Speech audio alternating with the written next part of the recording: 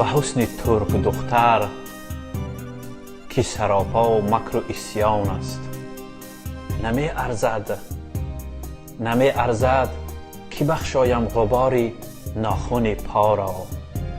اگر حافظ تو می دیدی جمال دختر تاجیک، برایش هدیه می کردی تمام روی دنیا را. جمال دختر تاجیک یقیناً که خدا داد است و من بهرش ببخشایم همه گلهای رعنا را.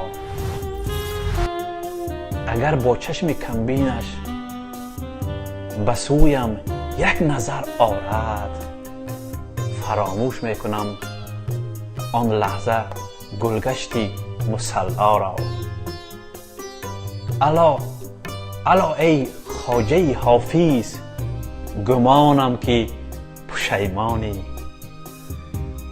از آنه که ببخشیدی سمرقند و بخارا را. واقعا لایق شیرعلی خیلی زیبا تصویر کرده است. دوستان گرامی،